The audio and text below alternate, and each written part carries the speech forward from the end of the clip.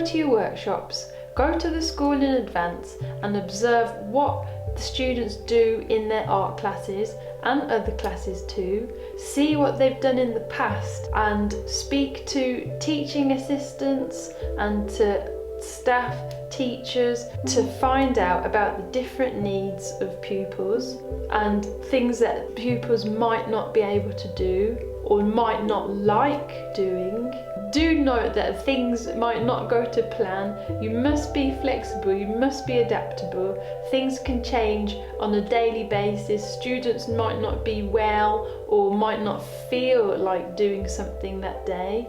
I try to use big toilet rolls or big kitchen roll tubes and big pieces of polystyrene so students could grip onto things that they were printing with. The students should be free to experiment with however they want to hold an object or however they want to use an object. Every student is different in how they use a tool. Some of them love just using their hands to paint with. Some of them couldn't use their hands and we had to find different ways of them exploring and experimenting with the art forms. Don't set strict deadlines. You're trying to produce something in this project, but you've got to be totally flexible and you might not get everything done, but as long as you're creating a lovely experience for the students, that's important. You shouldn't restrict the students in how they are moving or how they're working on an activity, because they might do it in a totally different way that you didn't even think of.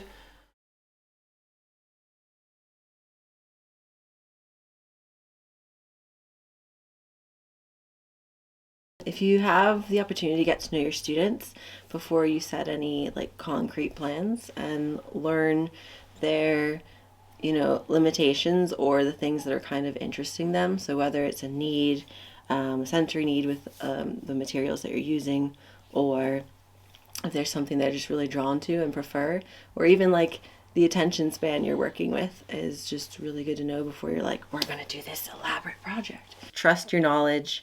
Bring all the materials that you think you'll need and maybe then a few more. And then just be prepared for your plan to kind of go out the window and it go into the direction that's kind of led by the kids. Because you might have a student that's just not feeling like doing your project exactly the way you're presenting it that day. Breaking them down into smaller groups if you've got more than 5 students you're working with, to be able to actually sort of assess how they're doing with the different goals that you have within the project. And then you can sort of work one-on-one with each individual student and really meet their needs where they're at.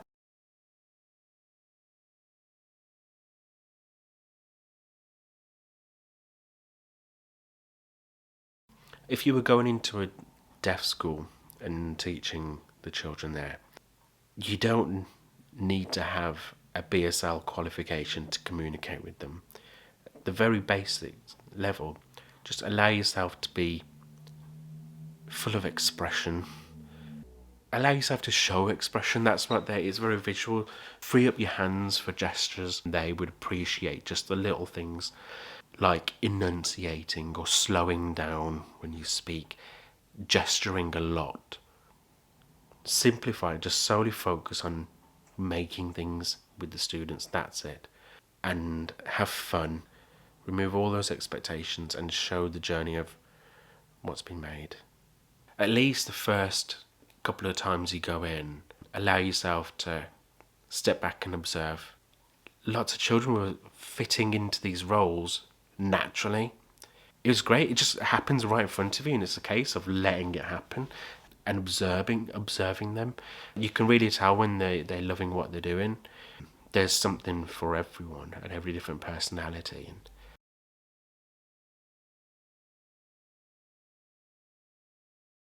Like any workshop, go in with a structural approach and some idea of the time that you've got available and what you can achieve within it. But with that in mind, be very open to what comes back from the pupils you're working with, and go with the flow within a sense, if you understand that. To have your structure, to be flexible within it, achieves the best outcome for the finished product, but also the experience that you have with the pupils.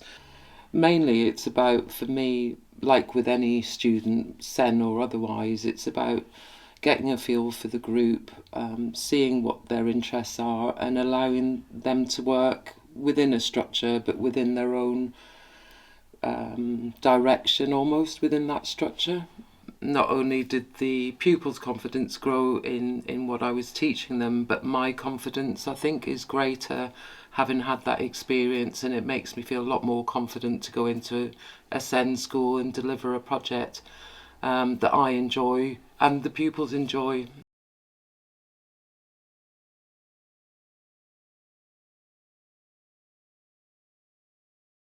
The timetable is a bit more flexible, so really adapting to how the pupils are feeling and letting people participate at where they are that day for them.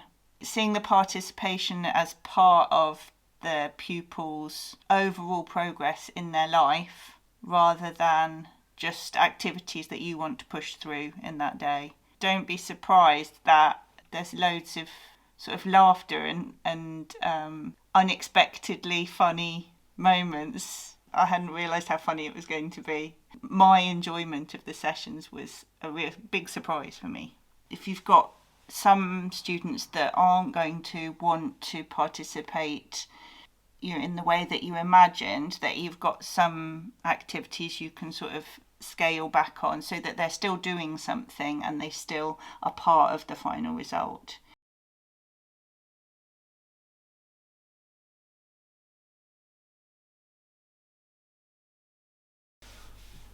It is very important to stay flexible throughout the whole process, in the delivery and also in communication. You need to simplify things as much as possible for the children to understand. Also, creating a calm environment is very important, and pay attention on their gestures. Keep eye contact with them as much as possible. Some of them don't like eye contact, so don't force that over them. Showing everything that you say at the same time.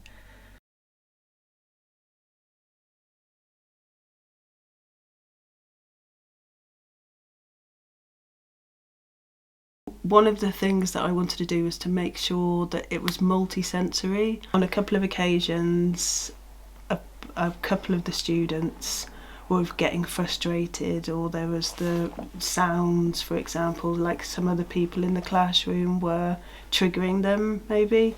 It was very easy I felt very supported by the members of staff that were in there, and kind of how to deal with that or not deal with it. They were like, it's okay, don't expect you to handle it. We'll take them out of the room if we need to. Most of the time, everyone, was quite happy to carry on and not make too much of a big fuss out of anything that was happening, and the teachers, I was just guided by them to just carry on.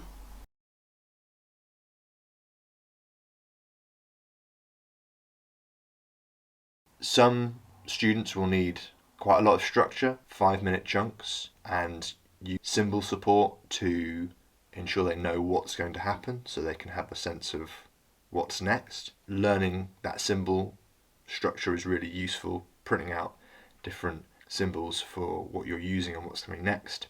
And other students will be more open to play and you presenting them with something that you know how it works, but they're going to play with it and interact with it, and maybe you can guide their play to open up the experience of what that item is and how it works and what it can do.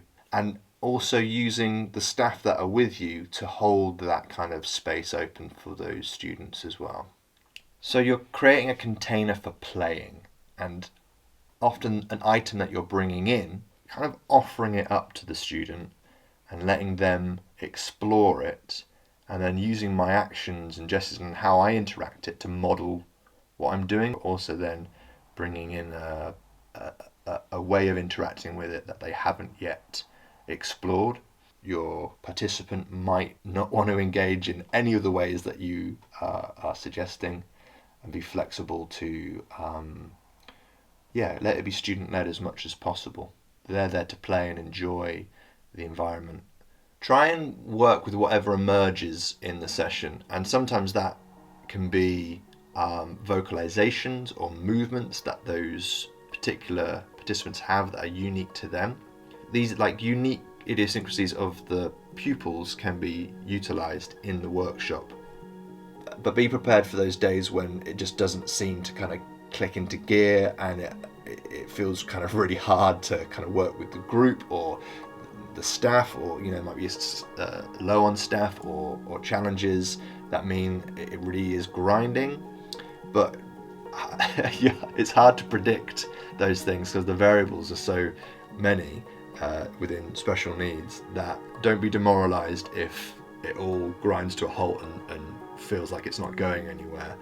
Some days it works really well, some days it doesn't, but don't beat yourself up about the days that it doesn't work.